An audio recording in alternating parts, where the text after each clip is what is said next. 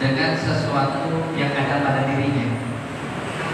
Kata Al-Imam Sayyid Muhammad Alawi dalam kitabnya Mata dituliskan bahwa al-inna zamana yashrufu bima waqa'a fihi al-hawadis.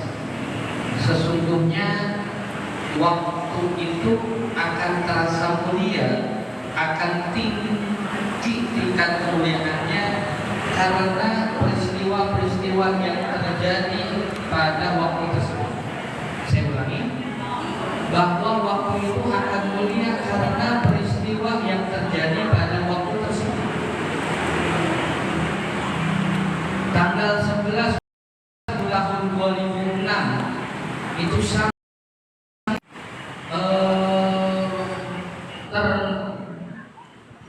termemori di dalam ingat saya, sangat istimewa. Kenapa? Karena di tanggal itu misalnya bertemu dengan suami saya, ketemu sama suami saya waktu itu saya lagi pergi ke bidan, kemudian pas lagi pergi ke rumah sakit, pas lagi ke rumah sakit misalnya saya jatuh, dompet saya diambil, kemudian sama seorang lelaki saya juga ngambil, kita saling tatap-tatapan misalnya.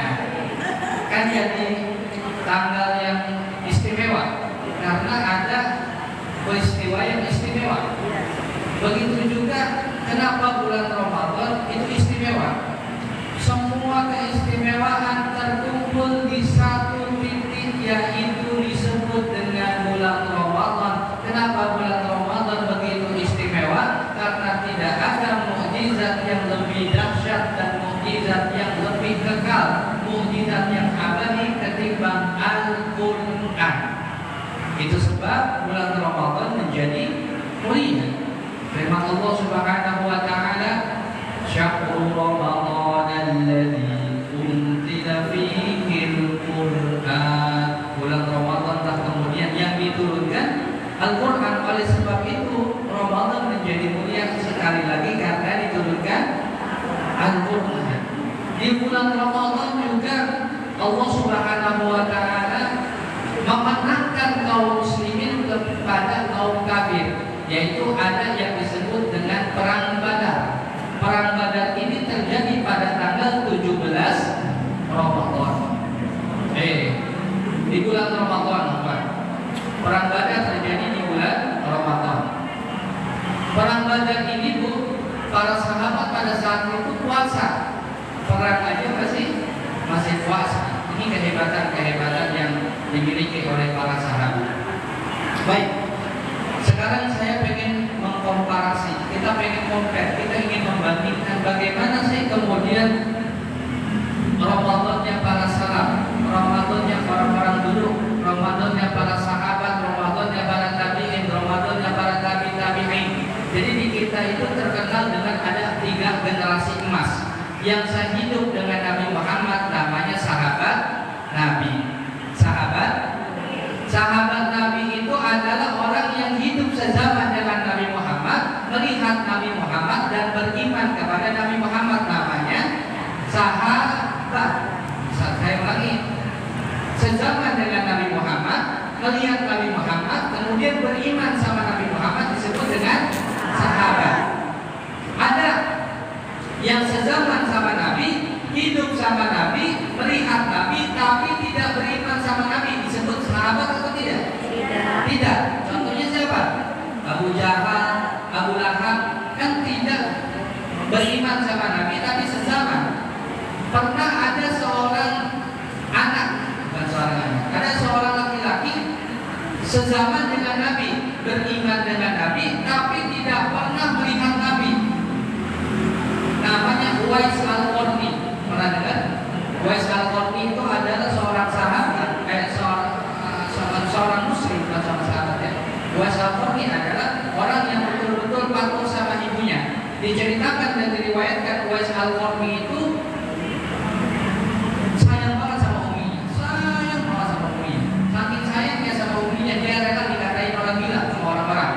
Karena Uwais Al-Qarni pada saat itu uminya udah nggak bisa ngapa-ngapain, uminya cuma geletak doang, nggak bisa jalan, susah untuk jalan dan begitu. mungkin disebut kapuran. Tahu kapuran? Udah susah jalan, begitu ada pengkapuran. Lah kemudian si uminya Uwais Al-Qarni bilang pengen pergi haji, tapi Uwais Al-Qarni gak punya uang. Akhirnya Uwais Al-Qarni cuma punya uang sedikit, belilah kemudian dia anak kambing. Anak kambing dibeli sama dia digendong dari rumahnya pergi dari satu bukit ke bukit yang lainnya. Gendong kan? Gendong kambing, dilihat sama tetangganya, itu Uwais sudah stres. Dia gak punya pikiran. Ngapain anak kambing? Digendong. Dipelihara itu anak kambing sampai gemuk, sampai besar, melebihi kambing Garut. Tetap digendong dari satu tempat ke tempat yang lainnya, dari satu bukit ke bukit yang lainnya. Ternyata Uwais Al-Qarni menggendong kambing tersebut karena supaya kuat berjalan dari kota Yaman ke kota Makkah, karena keinginan terakhir ibunya adalah pengen pergi haji. Kehebatan daripada Uwais Al-Qarni. Uwais Al-Qarni itu sama rombongan Yaman tuh yang dimuliakan Allah Subhanahu wa taala. Kemudian Rasulullah bilang, nanti bakal ada rombongan dari negeri Yaman, kalian temukan ada orang yang punya tanda-tanda putih di tangannya. Jadi tangannya itu rada beda warnanya, ada putih-putihnya. Ada putih-putihnya. Nah, itulah cari orang itu, minta doa kepada orang tersebut. Sesungguhnya dia tidak terkenal di bumi tapi tersohor di langit. Tidak terkenal di bumi tapi tersohor di langit. Rasulullah sampai bilang kepada Umar, Rasulullah sampai bilang kepada Ali, Rasulullah sampai bilang kepada Sayyidah Aisyah supaya minta doa kepada orang tersebut. Siapa orang tersebut? Namanya Uwais Al-Qarni. Jadi orang yang takzim banget sama uminya, walaupun nggak kenal di dunia, tapi dia dikenal sama Allah Subhanahu wa taala. Rasulullah tahu. Nah, Uwais Al-Qarni ini nggak ketemu sama Rasulullah, tapi ketemunya sama Sayyidah Aisyah, ketemunya sama sahabat Umar bin Khattab, nggak ketemu sama Nabi Muhammad, tapi ketemunya sama sahabat Nabi. Disebutnya tabi'in. Disebutnya apa? Tabi'in. Ada Nabi, orang yang ketemu Nabi, beriman sama Nabi, sezaman dengan Nabi, disebut dengan sahabat. Ada orang beragama Islam, kemudian ketemu sama sahabat, namanya tabi'in. Oh, itu lagi. Ada tabi'in. Saya tulis ya, Bu. Ya, yang ketemu sama Nabi disebut dengan sahabat. Yang ketemu sama sahabat disebut dengan tabi'in. Yang ketemu sama tabi'in disebut dengan tabi'in. Ini kan sering ada di doa kita, betul apa enggak? Allahumma awsin wa taqabbal thawaba ma qara'nahu minal Qur'anil azim wa ma 'allamnahu wa ma sabbahnahu wa ma shallainahu 'ala sayyidina Muhammad sallallahu alaihi wasallam. Summa ila sahabati wa tabi'in wa tabi'in wal ulama'il 'amilin. Generasi setelahnya disebut dengan generasi ulama. Jadi ada nabi, ada sahabat, ada tabi'in, ada tabi'in, ada setelah itu ulama. Ini perlu saya jelaskan karena sahabat hari kita sering baca dan sering dengar kalimat ini, tapi mungkin definisinya kita kurang paham. Jadi sekarang kita paham siapa itu sahabat, siapa itu tabi'in, siapa itu tabi'in, siapa itu ulama. Begitu ya. Nah, soal Nabi, kemudian situ sahabat, kemudian setelahnya tabi'in, kemudian setelahnya tabi'in, ada yang namanya yang sering kita dengar Imam Syafi'i. Imam Syafi'i itu maksudnya ulama. Kata Nabi, khairul quruni qarni, tsummal ladzi yalunahum, sebaik-baik zaman adalah zamanku. Kemudian zaman setelahnya, kemudian zaman setelahnya. Jadi generasi 1, 2, 3 ini generasi terbaik di dalam Islam. Baik. Nah, yang mau kita ceritakan pemahaman semua yang dimuliakan Allah Subhanahu wa taala adalah bagaimana generasi terbaik ini melakukan ibadah di bulan Ramadan. Untuknya mana ini? Ya udah, apa yang tadi lagi kalau kering. Ya.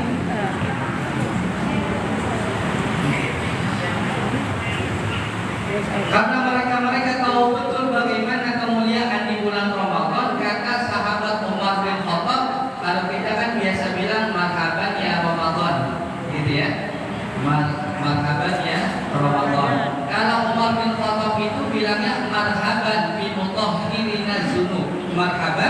bimutahhirina minaz dzunub. Selamat datang bulan yang menghapus dosa-dosa kita.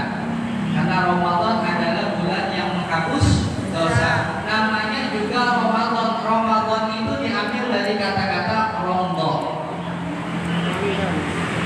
Apa itu rondo? Rondo itu artinya panas.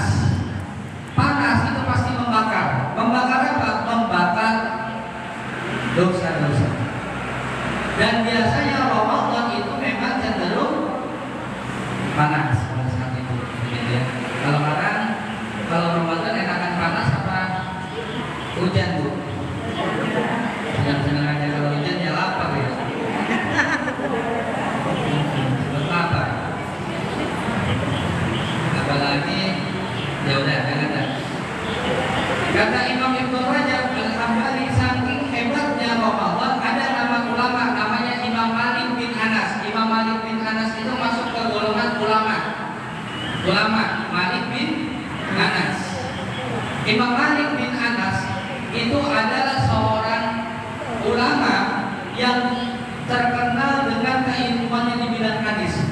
Punya kitab namanya Al-Muwatta. Imam Malik bin Anas. Nah, punya kitab namanya Al-Muwatta. Sekarang kalau saya tanya, kitab hadis apa yang ibu-ibu tahu? Udah. Kitab hadis apa yang biasanya kedengar sama ibu-ibu?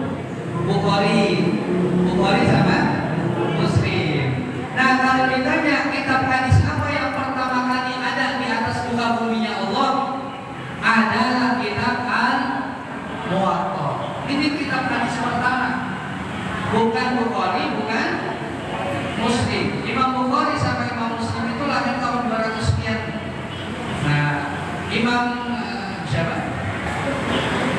Anas bin Malik wafat tahun 171 Hijriah. Ini pernah saya sampaikan.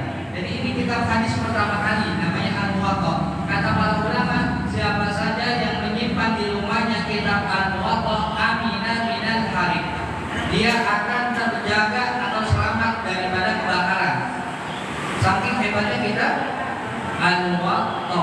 Makanya itu yang jualan LPG ada harusnya kita ini. Enggak ya. Kitab mah harusnya dibaca. Begitu. Bukan disimpan doang. Sama yang kayak Al-Quran. Baik, harusnya dibaca bukan jadi pajangan. Al-Muwatta. Imam Malik bin Anas ini adalah ulama hebat, ulama hadis, tinggalnya di Madinah. Makanya disebut dengan Imam Darul Hijrah. Imam Darul Hijrah. Apa itu? Pimpinannya tempat hijrah Nabi Muhammad. Berarti apa? Tokoh Madinah terkemuka, terhebat, namanya Imam Malik bin Anas. Nah, Imam Malik bin Anas ini punya murid namanya Imam Syafi'i.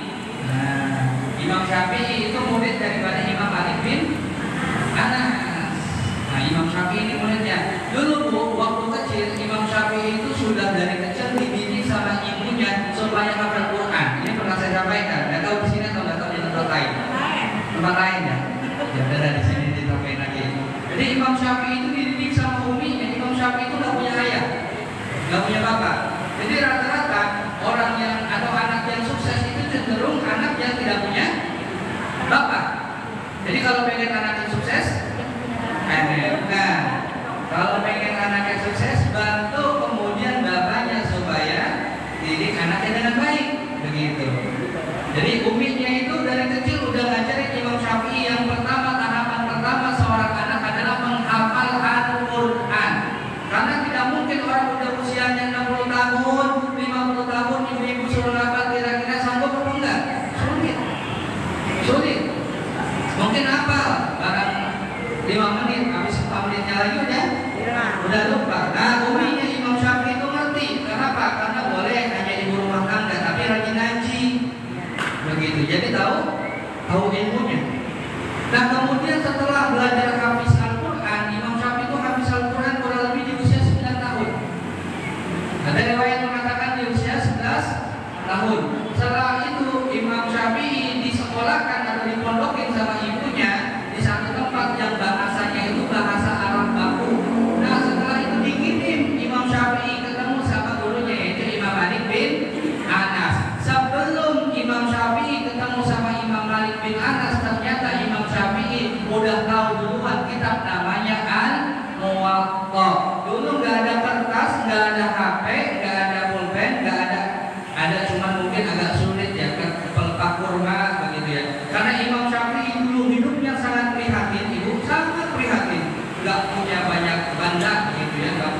harta.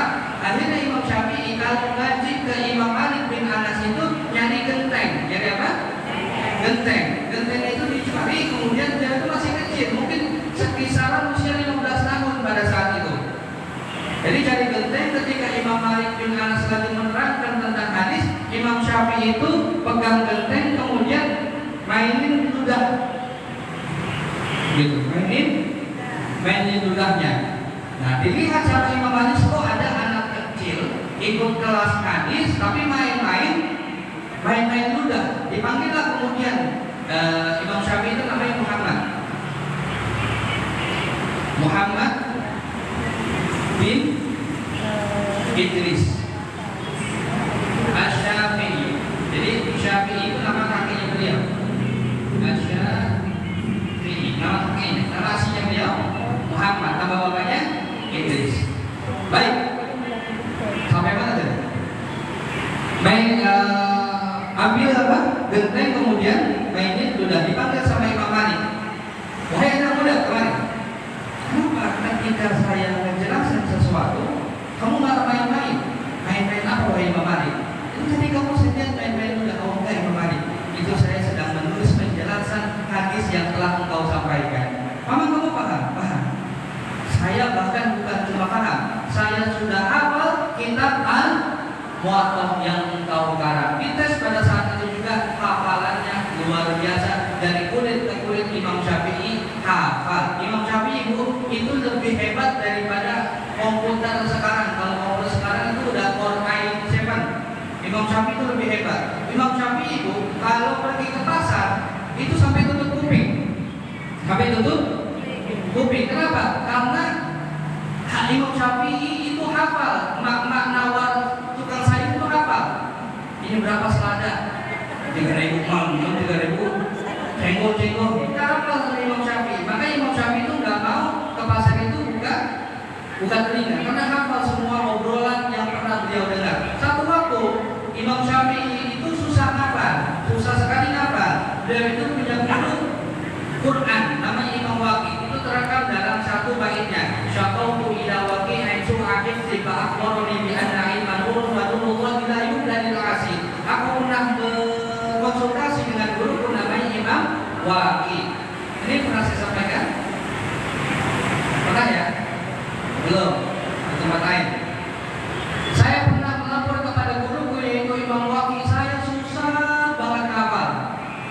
Kemudian Imam Waqi bilang kepada saya, guruku bilang kepadaku, bi anna ilman nurul, bahwa ilmu itu adalah cahaya. Wa nurullahi la yudalil asi, dan cahayanya Allah itu tidak pernah diberikan kepada orang-orang yang melakukan maksiat. Telusur Imam Syafi'i melakukan muhasabah pas lagi ke pasar, gak sengaja Imam Syafi'i melihat betis perempuan.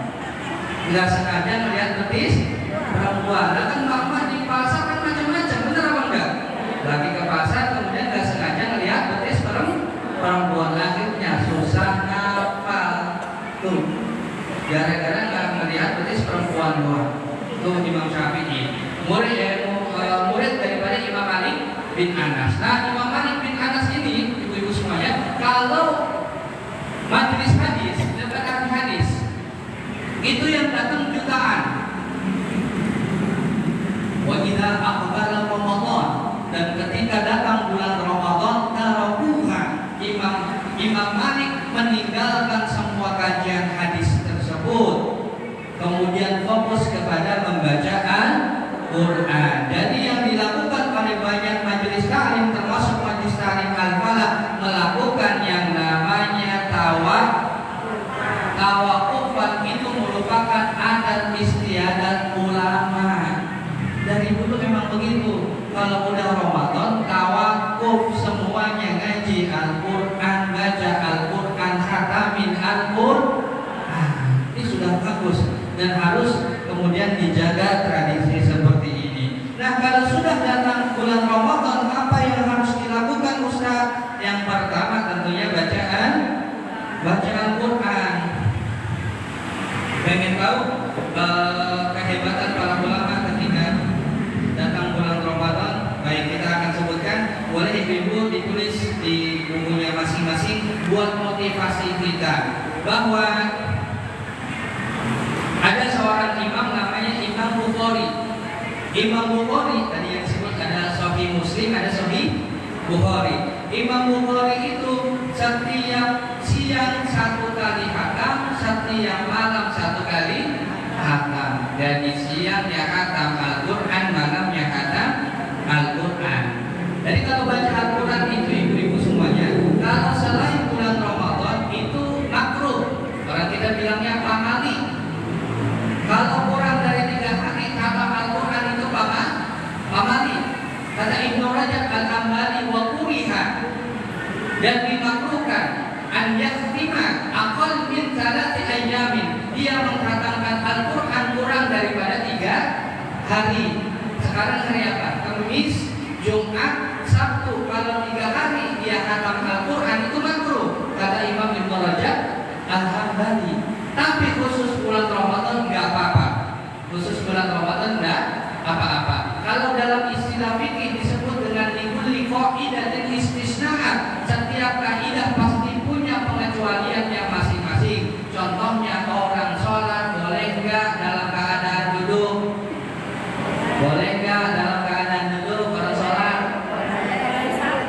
Boleh enggak? Hukum asalnya boleh apa enggak? Enggak boleh. Benar enggak? Enggak boleh. Tapi kecuali orang sakit, benar apa enggak? Kecuali setiap segala sesuatu pasti ada pengecualiannya. Ramadan boleh enggak puasa? Enggak boleh, kecuali dalam perjalanan, kecuali sakit. Setiap segala sesuatu ada pengecualian. Begitu juga tidak boleh mengkhatamkan Al-Quran lebih daripada 3 hari. Ini bukan perkataan Ustaz Fahmi, ini perkataan seorang ulama namanya Ibnu Rajab Al-Hambali dalam kitabnya nggak boleh khatam Al-Quran apa? 3 hari, khatam 3 hari, khatam 3 hari, khatam lebih daripada 3 hari nggak apa-apa. Misalnya 4 hari khatam nggak apa-apa. Tapi khusus untuk Ramadan kecuali Ramadan boleh. Imam Syafi'i berapa kali khatam? Paginya sekali, malamnya sekali. Itu di luar daripada sholat. Di luar sholat. Kemarin kita sampaikan bahwa ada seorang sahabat namanya Utsman bin Affan. Kalau orang-orang taraweh pas witir, Utsman bin Affan pulang ke rumah nggak mau witir bareng-bareng. Kenapa? Kalau ditanya nggak mau witir bareng-bareng, karena saya witirnya 1 rakaat 1 kali khatam. Sahabat Utsman bin Affan 1 rakaat 1 kali. Itu nggak tahu itu kita kaki udah bagaimana itu. 1 rakaat 1 kali. Nah, jadi itu kita harus husnuzon. Kalau ada orang sholat di masjid dekat rumah kita, orang-orang masih witir, dia pulang duluan. Jangan-jangan dia pengen ikutin Utsman bin 1 rakaatnya doang. Bacanya tetap full tuh.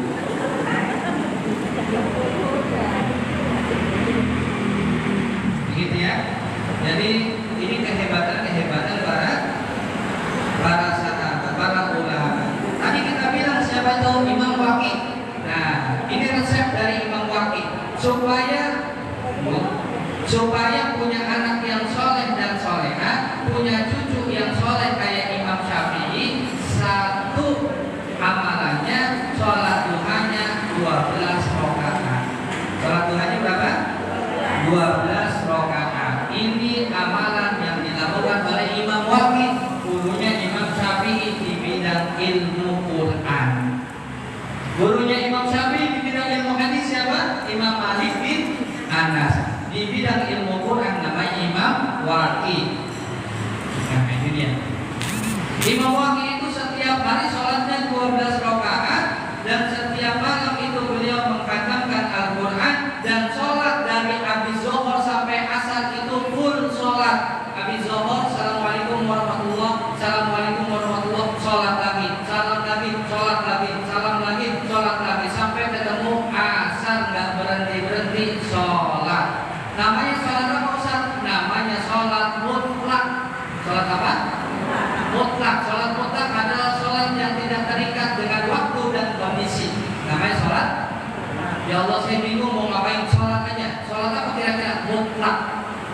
begitu ya. Nah kemarin orang sholat nisfu Sya'ban tidak ada namanya sholat nisfu Sya'ban, tapi biasanya dia sholat namanya sholat mutlak atau namanya sholat awwabin. Sholat awwabin itu adalah sholat khusus buat orang-orang yang keren. Baik, ibu-ibu yang dimuliakan Allah Subhanahu wa Ta'ala, banyak sekali para ulama-ulama yang fokus di dalam Al-Quran. Yang paling intinya adalah ketika sampai bulan Ramadan, saya sering menasihati diri saya, kemudian jamaah-jamaah yang bertemu dengan saya. Sekarang udah tanggal berapa Rajab? Berapa Sya'ban? Sudah ada di tanggal 21 Sya'ban, berarti 9 hari lagi kita sampai bulan Ramadan. Jujur, siapa yang belum baca Al-Quran itu sudah alhamdulillah. Kalau belum dimulai dari sekarang supaya nanti Ramadannya enggak berat, dimulai dari sekarang. Nah, maka dibikin grup nggak apa-apa, hanya dibikin grup, kemudian supaya kalian tetap semangat setoran. Satu hari misalnya 2 lembar gitu ya, nggak apa-apa setoran. Kalau belum bisa baca Arabnya kan baca Latin aja tuh, baca Al-Quran Latinnya kalau belum baca Arabnya, begitu. Itu penting karena Al-Quran itu cahaya untuk kita semuanya. Insya Allah. Baik ibu-ibu yang dimuliakan Allah Subhanahu wa Ta'ala, kalau bicara tentang kehebatan dan kedahsyatan Al-Quran ini tidak ada habis-habisnya. Al-Quran sebagai obat buat kita. Makanya orang baca Al-Quran itu kapanpun dia terasa nikmat. Kalau udah sering itu nikmat sekali. Kalau sudah 1 bulan baca Al-Quran terus, apalagi kalau sudah 40 hari, kalau dia tinggalkan Al-Quran, rasanya pasti ada yang kosong di dalam hatinya. Itu penting untuk dibiasakan kebaikan-kebaikan. Karena kalau keburukan itu biasanya akan datang tiba-tiba, harus dilawan dengan melakukan kebaikan. Perbanyak kebaikan. Orang yang sukses itu adalah orang yang menyusun strategi gitu. Jadi kita Ramadan juga harus punya strategi supaya sukses di bulan Ramadan. Begitu. Nanti tidak perlu kemudian kita kasih tahu apa saja yang harus dilakukan. Ibu-ibu pilih, saya sedekah sehari bakal goceng 5.000, sedekah subuh 5.000 begitu misalnya. Atau baca Al-Quran setelah subuh 2 lembar sampai 1 juz. Saya nggak bakal tinggalin taraweh selama bulan Ramadan. Saya nggak bakal tinggalin puasa kecuali halangan misalnya. Itu harus, karena umur gak ada yang tahu, dan orang yang sampai ke bulan Ramadan itu adalah orang-orang yang khusus, orang-orang yang spesial. Itu adalah bulan yang di dalamnya ada Lailatul Qadar. Di situ malaikat turun. Jadi malaikat itu punya hari raya sama kayak manusia. Kalau manusia hari rayanya Idul Adha dan Idul Fitri, malaikat hari rayanya juga 2, yaitu Lailatul Nisfi min Sya'ban dan Lailatul Qadar. Makanya nisfu Sya'ban itu cenderung adem, nyaman, tenang, bahagia hati karena malaikat pada turun. Begitu juga nanti Lailatul Qadar. Ini penting. Kalau sudah 10 hari terakhir Ramadan, ini pernah saya sampaikan, jangan sampai tidak taraweh. Jangan sibuk kapan ini malam Lailatul Qadar, jangan sibuk mencari-cari Lailatul Qadar. Semuanya juga dapat pasti Lailatul Qadar, betul apa enggak? Cuman kitanya nggak tahu, jadi jangan cari tahu, kerjain aja, insya Allah semuanya dapat. Pokoknya 10 hari terakhir Ramadan, malam harinya saya kudu wajib sedekah, saya kudu wajib baca Al-Quran. Gak akan saya tinggalkan taraweh, gak akan saya tinggalkan witir. Dengan begitu kita dicatat. Kalau misalnya setiap 10 hari terakhir Ramadan kita sedekah 100.000, berarti kita dicatat sedekah 100.000 selama 80 tahun. Banyak gak tuh? Banyak banget. 80 tahun kalau kredit mobil dapat mobil 40 gitu. Sedekah. Jadi sedekah setiap malam 10 hari terakhir Ramadan. Orang yang tarawih misalnya 8 rakaat sholat 23 rakaat, berarti dia ditulis sebagai orang yang sholat malam selama 80 tahun, semuanya 23 rakaat. Jangan sampai ditinggal, jangan terpedaya dengan ciri-ciri daripada Lailatul Qadar. Kadang-kadang ini sering saya sampaikan juga, wah ini kayaknya malam ke-23 rasanya adem banget. Alhamdulillah semalam saya sholat tahajud sampai nangis-nangis. Baginya kayaknya ini tanda-tanda Lailatul Qadar. Besoknya dia nggak sholat lagi. Kenapa? Karena merasa udah dapat Lailatul Qadar. Benar apa enggak? Nah, jadi sudah kerjakan amalan 10 hari terakhir Ramadan. Itu pesan dan nasihat untuk saya pribadi. Kalau ibu-ibu mau ambil, silakan, saya sangat sekali. Kalau ada pertanyaan yang ingin disampaikan kepada saya, kepada kami, ahlan wa sahlan. Baik, kita buka sesi tanya jawab ya Bu ya. Ini menjawab apa bertanya? Bertanya dulu. Dibuka dengan sesi pertanyaan Bu 1. Mereka bingung kali dengan penjabarannya Pak Ustadz dan pegang tangan nama-namanya saja bingung. Ya Bu, bertanya Bu, silakan. Ada dalam tasnya Bu.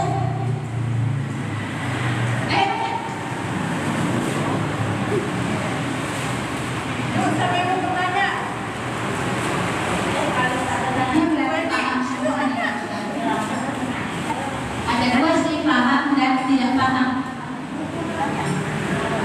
Ya Bu, kiri, kanan.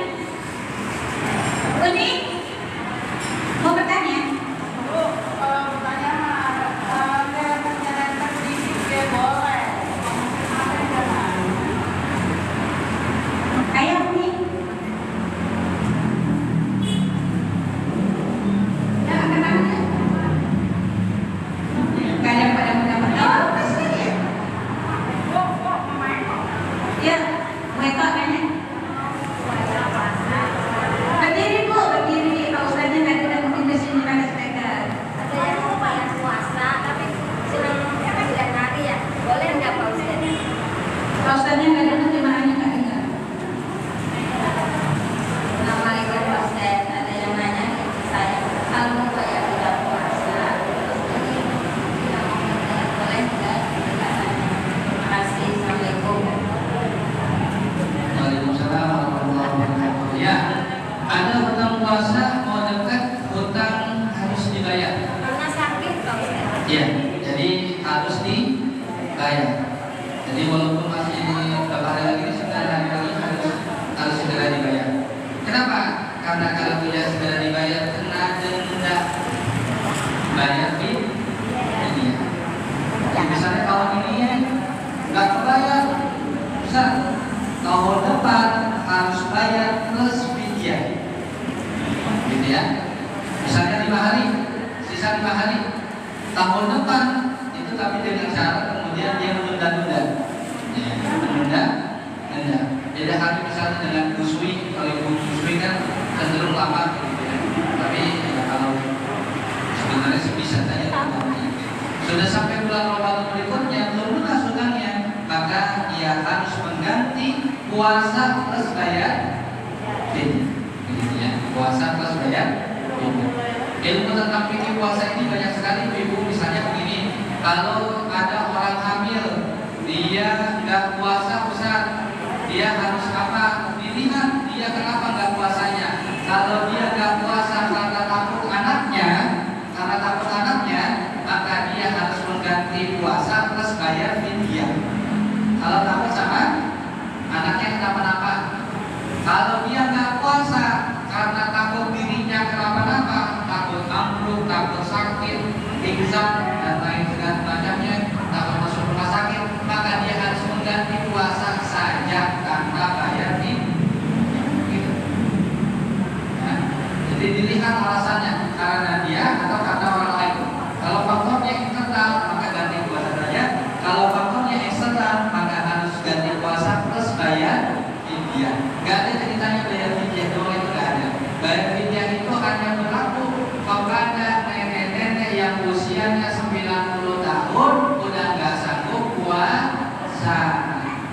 Kalau puasa kejang-kejang misalnya, kalau puasa asam lambungnya naik, dia punya penyakit asam lambung akut, maka dia boleh mengganti video saja. Kenapa? Ustaz kok ganti video saja? Gak mungkin ganti puasa, dia juga gak bisa puasa. Sama halnya seperti dulu pernah ada sahabat Nabi Muhammad SAW nanya ke Rasulullah, ya Rasulullah, ini ada kasus, bagaimana kasusnya? Ini ada kasus orang dia itu puasa, tapi jam 10 pagi dia minum sama makan, ya Rasulullah. Dia puasanya sah apa enggak? Kenapa dia minum? Kenapa dia makan? Karena dia lupa sah. Tapi ya Rasulullah, habis jawab dia makan lagi, mau minum lagi. Ditanya, kenapa kok makan mau minum lagi? Lupa lagi Rasulullah. Oh, sudah sah. Rasulullah belum selesai. Kenapa? Habis selesai dia makan lagi Rasulullah. Dia boleh minum. Masa dia minum ya Rasulullah? Kenapa dia minum kalau masih puasa? Kata orang itu lupa lagi.